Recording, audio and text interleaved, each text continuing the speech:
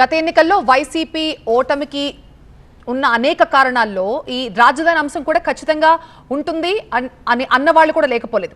మరి అలాంటి సందర్భంలో ఇప్పుడు ఆల్రెడీ అమరావతి మీద అటు కేంద్ర ప్రభుత్వం కానీ రాష్ట్ర ప్రభుత్వం కానీ ఇంత ఎఫర్ట్స్ పెట్టి ఇంత డెవలప్ చేస్తున్నారు, ఇన్వెస్ట్మెంట్స్ తీసుకొస్తున్నారు.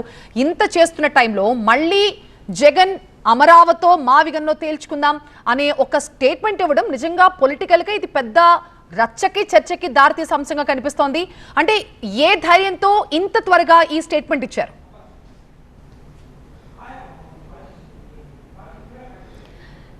ఖచ్చితంగా అందుకే ఇది చాలా బిగ్ స్టేట్మెంట్ అని చెప్పచ్చు. ఇంకా మనకి 3 years ఉంది ఎలక్షన్స్కి చూసుకుంటే. ఇంకా 2 yearsే గవర్నమెంట్ కంప్లీట్ అయ్యింది, కొత్త గవర్నమెంట్ ఫామ్ అయిన తర్వాత.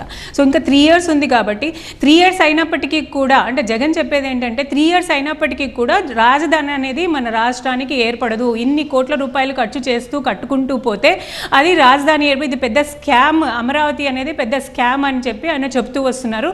ఆ నేపథ్యంలోనే ఒకవేళ ఇక్కడ మావిగన్ అనేది చూస్తే మనం కొన్ని నెలల్లోనే ఒక రాజధాని అనేది మన రాష్ట్రానికి ఇవ్వచ్చు. కొంచెం ఖర్చు పెడితే చాలు, కొన్ని బిల్డింగ్స్ కడితే చాలు, మిగతా అవసరం లేదు, ఇన్ఫ్రాస్ట్రక్చర్ అంతా కూడా ఇక్కడ ఉంది. సో ఒక రాజధాని రావాలంటే ఇప్పుడు నెక్స్ట్ 3 years అయినప్పటికీ కూడా చంద్రబాబు నాయుడు గారు రాజధాని కట్టించలేరు అనేది ఆయన ఇస్తున్న స్టేట్మెంట్. సో జగన్ క్లారిటీగా ఉన్నారు.